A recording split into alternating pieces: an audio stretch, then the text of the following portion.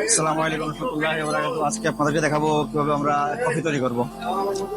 কফিটা হচ্ছে, আমরা তো প্রফেশনাল কফি মেকার, এজন্য আমাদেরকে যে কফি তৈরি করি, এই কফি সাধারণত আপনাদের হাতে তৈরি কফির চেয়ে অনেক সুস্বাদু হবে। তো এটা হচ্ছে আমরা আড়ঙের যে কফি স্পেশাল দিয়ে কাজ করতেছি, কফি স্পেশাল। এটা হচ্ছে full cream milk, full cream milk, হ্যাঁ মিল্ক, হ্যাঁ পাস্তুরাইজ ফুল ক্রিম মিল্ক। তো আমরা কফির সাথে প্রয়োজন প্রয়োজন অনুযায়ী চিনি দিচ্ছি, একবার দিয়ে দিচ্ছি, খুব বেশি না, লিটল বিট। সাথে একটু কফি ম্যাট দেবো, কফি ম্যাট।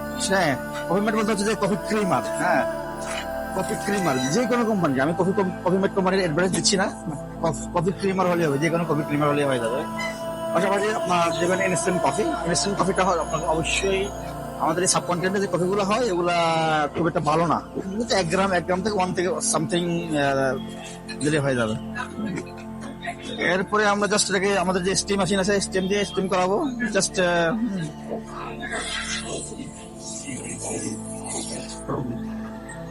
দেখেন 10-15-20 সেকেন্ডে কফি হয়ে যাচ্ছে। মিরাকল। বাস, এরপর আমরা বাবলসগুলো ভেঙে নেবো, একটু বাবলসটা ভেঙে নেবো। দেখেন বাবলস, এবং আমরা কফি সার্ভ করবো। হয়ে গেল কফি।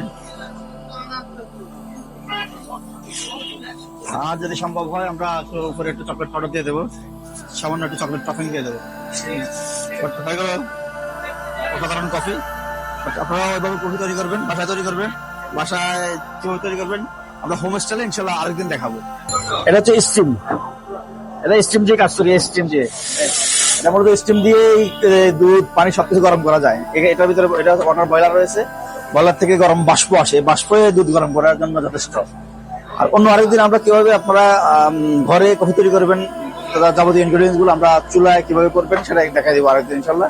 আজকে পর্যন্তই, আবার দেখা হবে আরেকদিন অন্য কোনো রেসিপি নিয়ে ইনশাল্লাহ। আসসালামু আলাইকুম রহমতুল্লাহ।